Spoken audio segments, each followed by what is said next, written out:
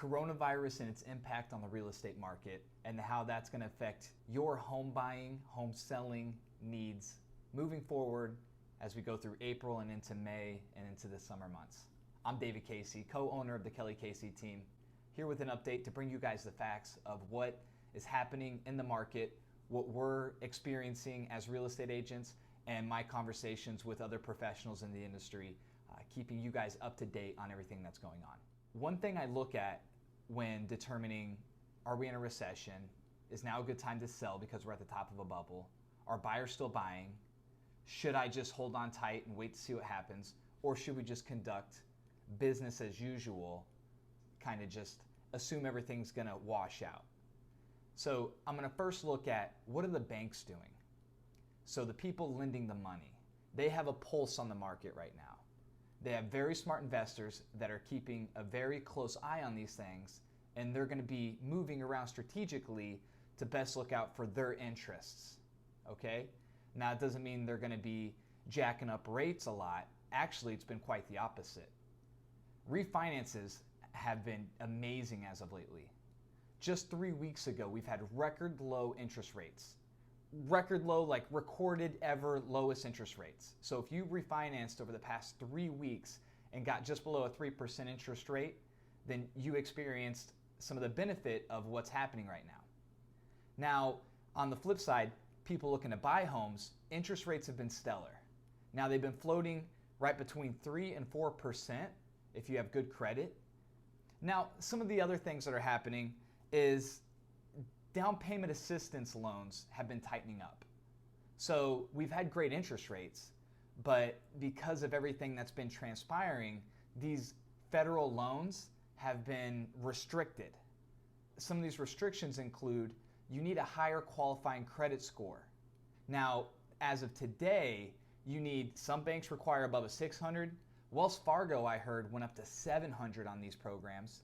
So if you have anything under a 640 you're gonna need to actually come down with 10% of your down payment. So those are some of the differences right now that we're experiencing. But if your credit is better, if you have some money to put down, if you choose to act in this market, you're actually gonna be catching some of the benefits of these lower interest rates, and your buying power is just increased. Now, one of the other factors I look at as well is supply versus demand. What is the state of the market that we're in currently? And leading up to this, we've been in a very heavy seller's market. When we do a compare and contrast of the most recent housing crisis, you can see that average inventory was right around 8. Now, this number is a representation of months, so 8.2 months of inventory. So if all the listings right now stopped and there were no new listings entering in the market, and there was still the same demand from the buyers, in 8 months we would deplete all of the listings that are currently for sale. So just like at Walmart, all the toilet paper is gone. There's 0 months of inventory. Whereas just before, there was 3 months. So what that tells us is that there's more buyers that are looking for houses, and the supply of homes for sale can almost not keep up with it. And that's what drives prices up.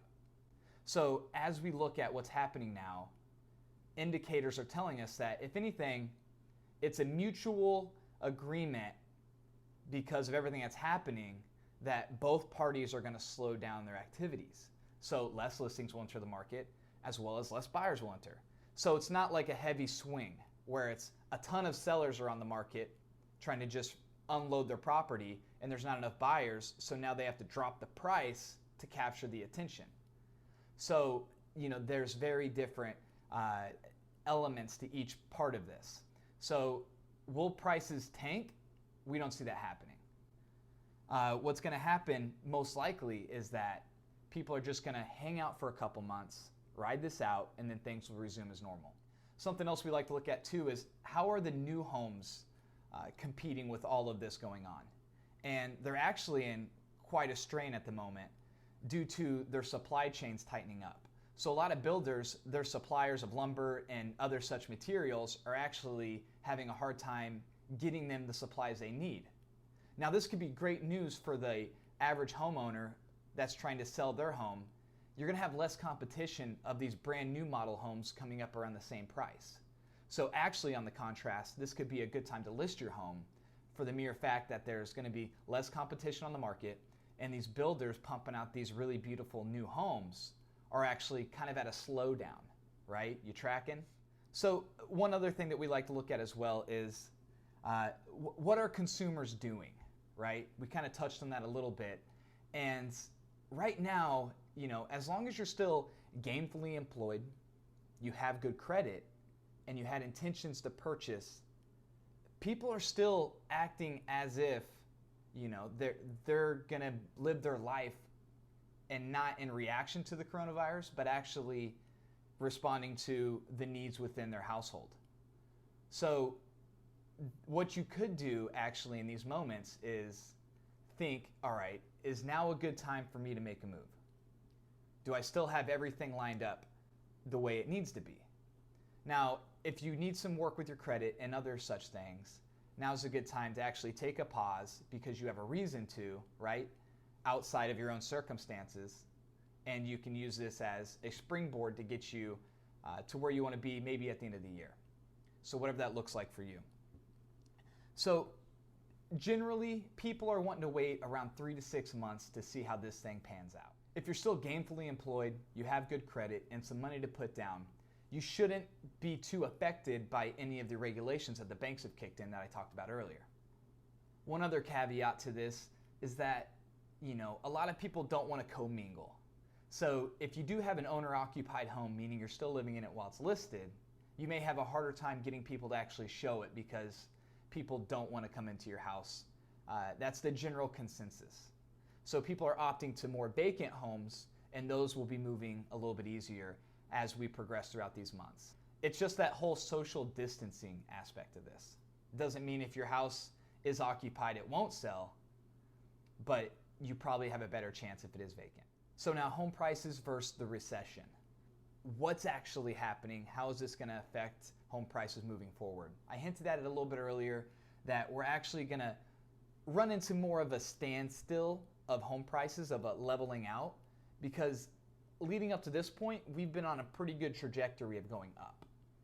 But you're actually going to find that as we look at my graph, we had the annual home price appreciation leading up to the event, 2005, as we got into 6, 7, 8, they were actually experiencing more growth than we've had over the past 6, 7 years. Why is that important? 2008 was a legitimate mortgage housing crisis, not a health crisis. This wasn't like 9/11. This wasn't like any of the other recessions we've had. It was legitimate fraudulent banking. Now, what we're experiencing right now in terms of the banks having higher restrictions on some of these down payment assistance loans and other such factors, those are all consequences of these regulations that have been put in place since the '08 crisis. So this is actually a good thing that's happening. It's not allowing borrowers at higher risk to get into a house, into an unstable economy, with the possibility that they won't be able to make their first month's mortgage payment, which is a huge ding on the lender's reputation. So with that being said, as you can see out of the last 5 recessions leading up to this point, the home prices have adjusted drastically in only one recession and actually have gone up in the others. But what this tells us is that if there's a direct housing crisis, that will implicate home prices. But everything else aside, we can safely assume that things will rebound once we get this whole mess under control. Goldman Sachs' GDP forecast is a good indication of how they think the economy is going to respond once we get over this hump. As you can see, the first 3 months, we had a slight dip, which indicated that there was a little uncertainty in the market. GDP drops 5% in the second quarter is what they're forecasting, with a strong rebound third quarter and an even stronger rebound fourth quarter, where we should actually be in a better position than we were at the start of the year. So leading experts are indicating that once we get through this, that sellers will start selling again, buyers start buying again, people will get back to work, and America and the world will be back open for business. And how you can actually benefit from this whole situation. Now could be a great time if you're actually looking to secure your first investment property. So if you're willing to put in some sweat equity, get some boots on the ground, and go look for a good real estate deal, now could be a great time to take advantage of that, just because of all the uncertainty happening in the stock markets as they've plummeted down to almost record lows as well. You're going to find that a lot of small business owners, people that have cash set to the side, are going to be actually pulling them out of the stock markets, out of the retirement funds, and moving them into hard assets. This could be a great opportunity to secure financing for your next investment property. Now, you could be a part of this shift if you're willing to take advantage of an opportunity. If you've been thinking about real estate investing, now would actually be a great time to get involved. There's going to be plenty of deals coming up as of the next few months. It's just a consequence of situations like this. So you're seeing the flip side. Record low mortgages, record low stock prices. And what do you make of all of this? It's up to you and how you're choosing to respond to this crisis. That's my update on this COVID-19 situation and how it can affect everything moving forward. I hope you found this information well. If you have any questions, please drop a comment. Look forward to hearing back from you guys.